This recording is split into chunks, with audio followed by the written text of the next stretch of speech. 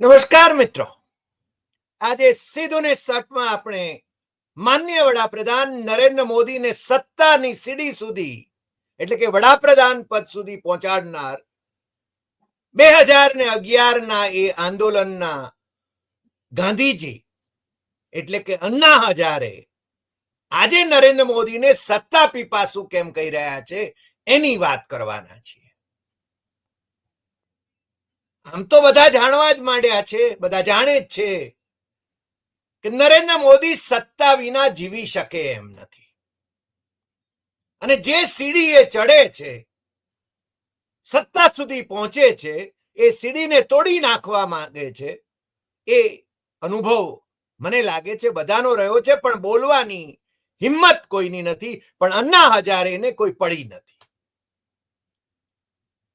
અન્ના હજારે લશ્કરમાં truck driver હતા. રાણેગણ સિદ્ધિ મહારાષ્ટ્રના એક ગામને એમણે વ્યસન મુક્ત બનાવીને એનો વિકાસ સાધ્યો અને એક આદર્શ ગામ બનાવવાની જે એમણે કોશિશ કરી, એના પ્રતાપે એમણે મહારાષ્ટ્રની સરકારે એવા 300 આદર્શ ગામ બનાવવા માટે 300 કરોડ રૂપિયા આપ્યા, પણ એ એમના મળતિયાઓ ખાઈ ગયા. સુપ્રીમ કોર્ટના જજ રહેલા જસ્ટિસ પીબી સાવંતનો એક અહેવાલ એ આપને કદાચ ગૂગલ ઉપરથી મળી શકે. પણ 2011 નું એ આંદોલન કંઈક નોખું હતું. ભ્રષ્ટાચાર વિરોધી આંદોલન હતું.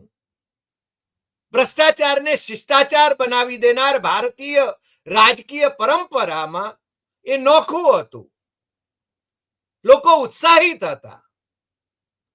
યુપીએની સરકાર હતી, ડોક્ટર મનમોહનસિંહ વડાપ્રધાન હતા, અને ડોક્ટર મનમોહનસિંહની સંવેદનશીલતા જુઓ તમે કે એ આંદોલન ચાલતું હતું.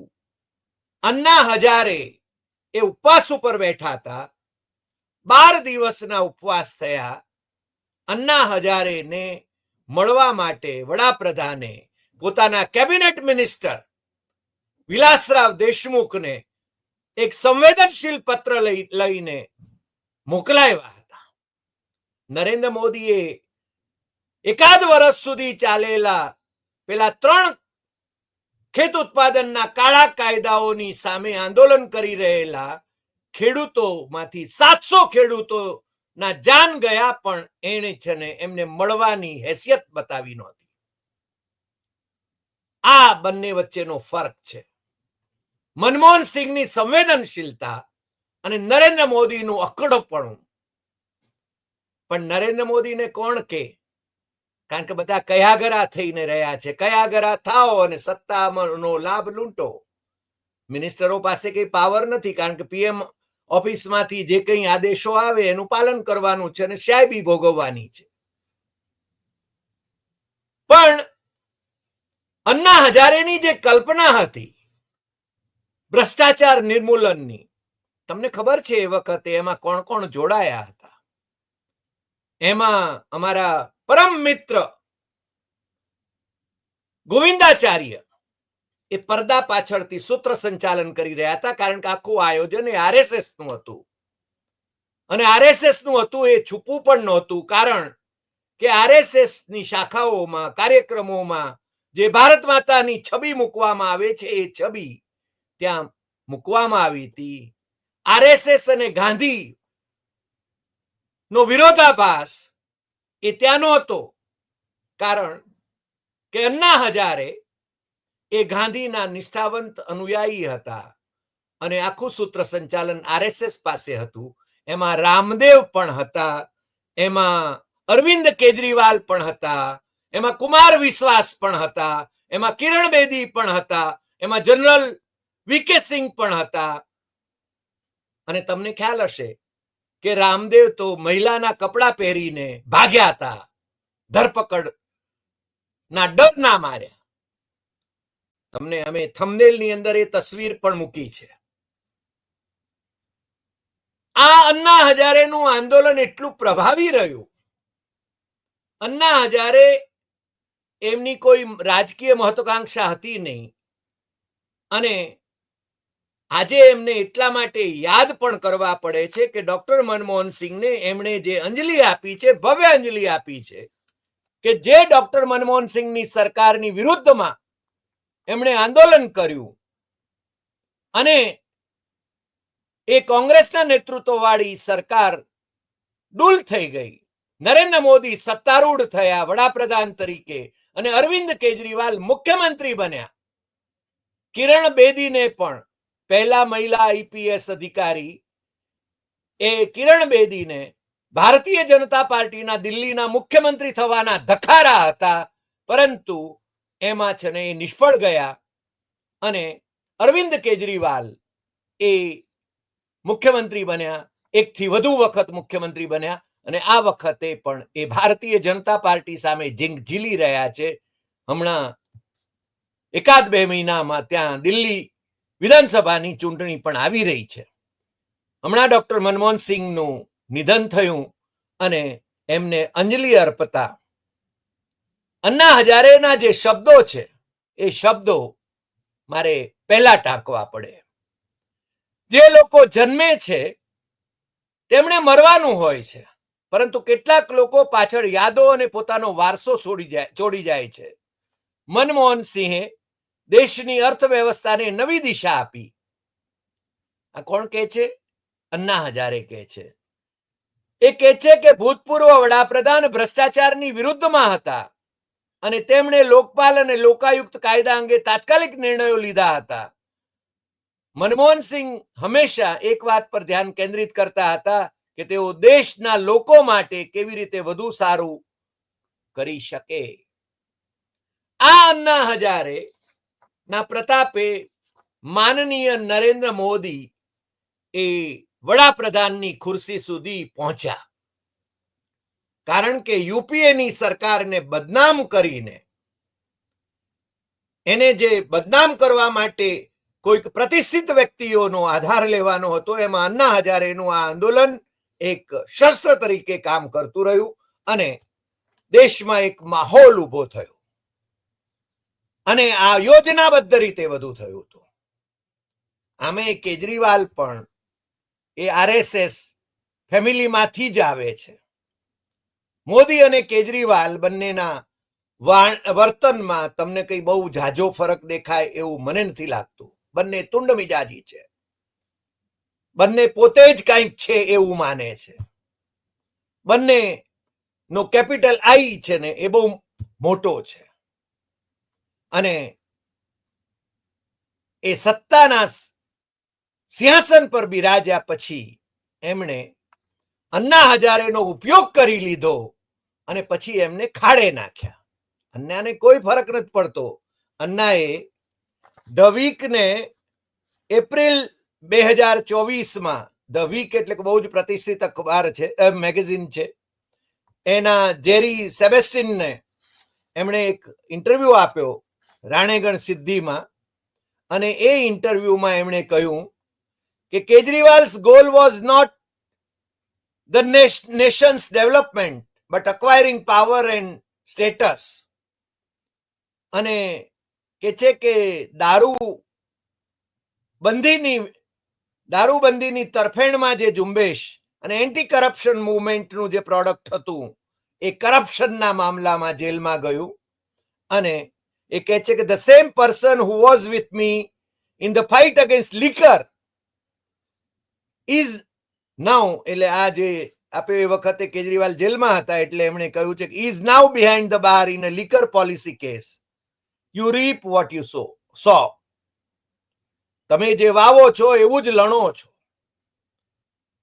નરેન્દ્ર મોદી વિશે પણ એમણે જે વાત કરી છે કે he has done some good things but even he is power hungry. સત્તા પીપાસા નરેન્દ્ર મોદીની એટલી બધી છે અને એ પ્રાઇમ મિનિસ્ટરનો ઘમંડ એનામાં એટલો બધો છે કે છે. બહુ વિગતે એમણે કોમેન્ટ્સ કરી છે. મારી પાસે તો એમના બધા જ ઇન્ટરવ્યુઝ છે, એમના સ્ટેટમેન્ટ્સ છે અને એ કહે છે કે ભારતીય જનતા પાર્ટીએ મારો ઉપયોગ કર્યો. એમણે બહુ સ્પષ્ટપણે કહ્યું કે ભારતીય જનતા પાર્ટીએ મારો ઉપયોગ કર્યો. એમણે ફેબ્રુઆરી 4, 2019ના રોજ એનડીએને આપેલા ઇન્ટરવ્યુમાં કહ્યું હતું કે yes, BJP use me in 2014. એ 6 દિવસના ઉપવાસ ઉપર 2019માં એ જ્યારે બેઠા ત્યારે નરેન્દ્ર મોદીની સરકારે એવી વ્યવસ્થા કરી લીધી કે અન્ના હજારેના ઉપવાસ એ લોકો સુધી એનો સંદેશ પહોંચે જ નહીં. ગોદી મીડિયા ને સૂચનાઓ પહોંચી ગઈ હશે એવું માનવાને પૂરતું કારણ છે. Yes, the BJP used me in 2014. Everybody knows that it was my agitation for Lokpal that captured that catapulted the BJP and also the Aam Aadmi Party to power. Now I have lost all regards for them. Anna હજારે રાણીગંજ સિદ્ધિમાં એનડીટીવીને આપેલા ઇન્ટરવ્યુની અંદર આ વાત ફેબ્રુઆરી 4, 2019ના રોજ કરી હતી. એ કહે છે કે નરેન્દ્ર મોદી એ છે ને વડાપ્રધાન પદનો ઘમંડ ધરાવે છે. એમણે જાન્યુઆરી 21, 2018ના રોજ પીટીઆઈને જે ઇન્ટરવ્યુ આપેલો એની અંદર આ વાત કરી છે અને બિઝનેસ સ્ટેન્ડર્ડમાં છપાયેલો એ અહેવાલ મારી પાસે છે. Ego of his prime ministership. Narendra મોદીની પાસે આ છે વડાપ્રધાન પદનો ઘમંડ. અને એક પછી કહે છે અન્નાનું જે બહુ ખતરનાક નિવેદન હતું એ તો ડિસેમ્બર 15, 2017ના ઇન્ડિયા ટુડેની અંદર પ્રકાશિત થયેલું છે. હું આ બધા આધાર સાથે કહી રહ્યો છું, તમે સમજી શકો છો કે અન્ના કહે છે કે 5 મહિનામાં જ બીજેપીએ 80,000 કરોડ રૂપિયા ઉઘરાવ્યા છે. કેટલા? 80,000 કરોડ રૂપિયા. અને આ બાબત ફોર્બ્સ મેગેઝિનના આર્ટિકલમાં પણ છપાઈ છે. અને India tops the list of corrupt countries in Asia. તમને ખ્યાલ હશે કે મોદી અને રામદેવ એ સ્વિસ બેંકમાંથી કાળું નાણું પાછું લઈ આવવાના હતા અને એ ક્યારેય બન્યું નહીં. હા, સ્વિસ બેંકમાંથી ત્યાંની સરકાર ભારત સરકારને ત્યાં કોના કાળા નાણાં પડ્યા છે, ભારતીયોના નાણાં સ્વિસ બેંકોમાં છે, એની વિગતો જરૂર આપે છે.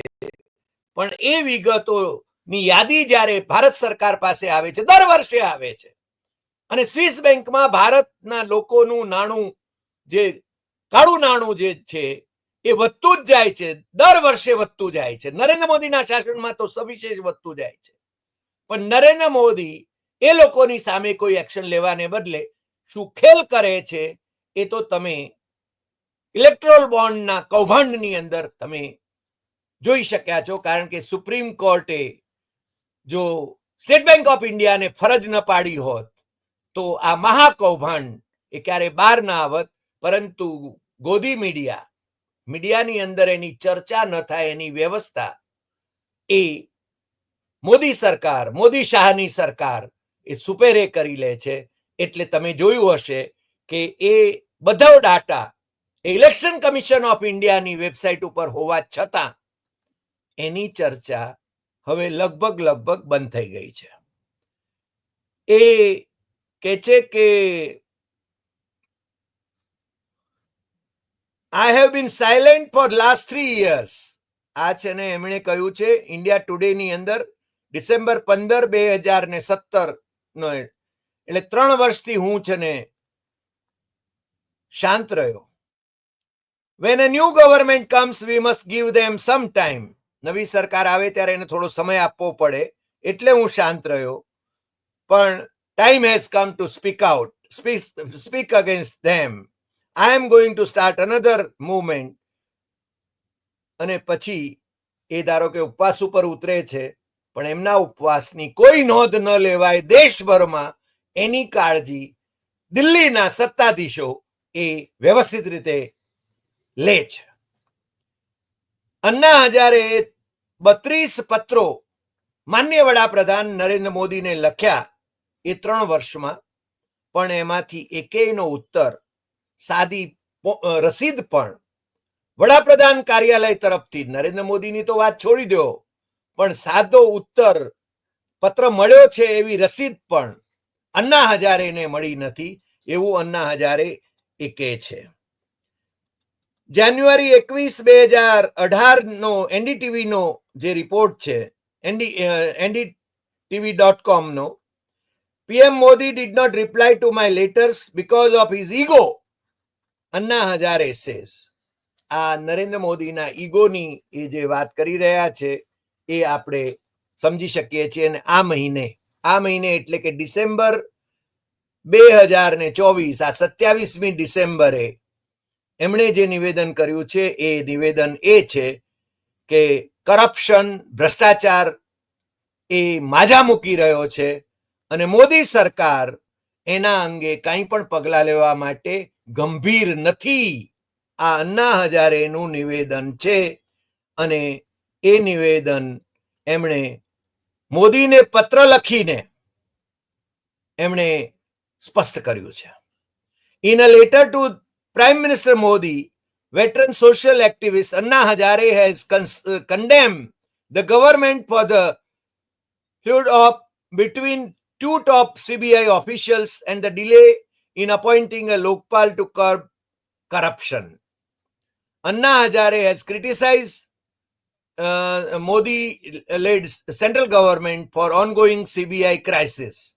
In a letter to the Prime Minister Narendra Modi, Anna Hazare said that for the last few days, the news of dispute between top two officers of CBI has been a matter of concern for our democracy and it is shameful.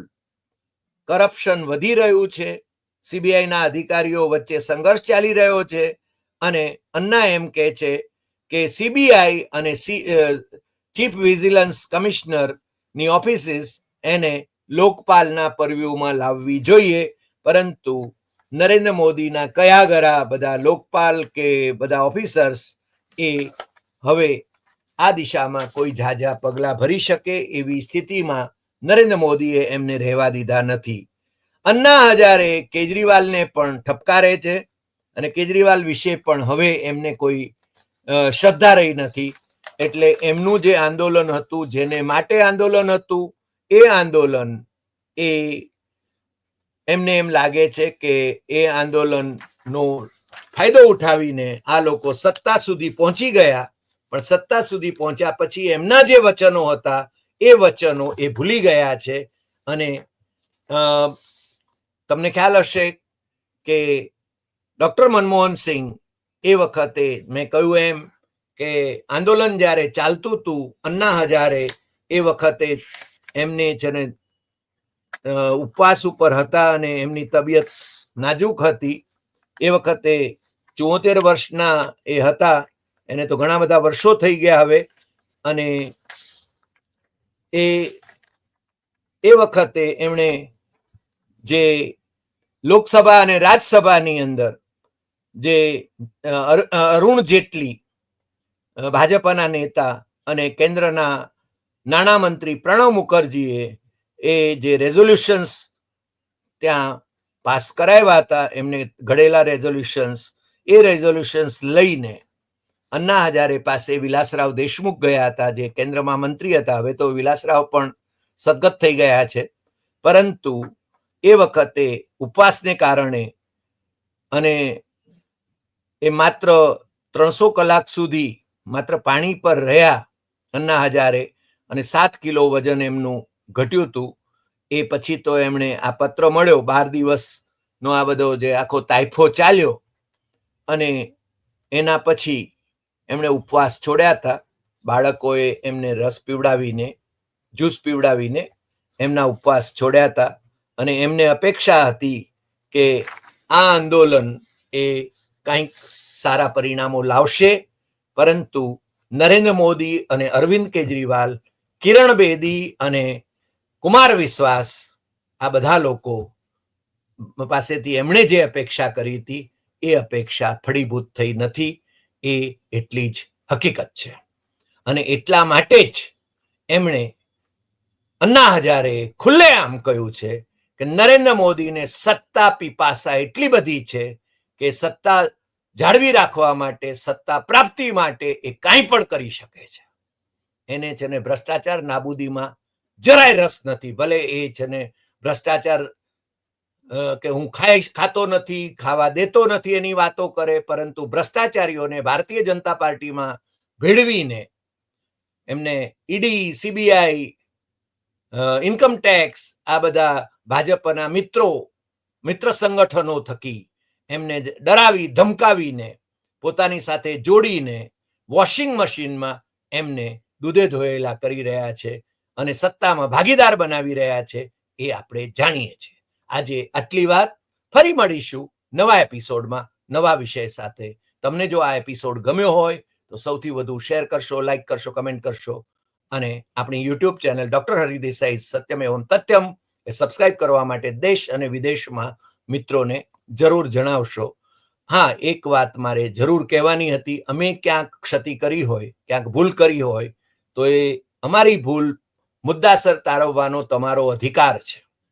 અમે ગઈકાલના એપિસોડમાં શ્રીમતી ઇન્દિરા ગાંધીની હત્યા એ 1984માં થઈ હતી, એને બદલે sleep of ટંગથી 1994માં થયાનું કહ્યું હતું. એ ભૂલ અમે સ્વીકારી હતી અને અમે એ બાબત અમે ટિપ્પણોમાં પણ અમારા તરફથી મૂકી હતી.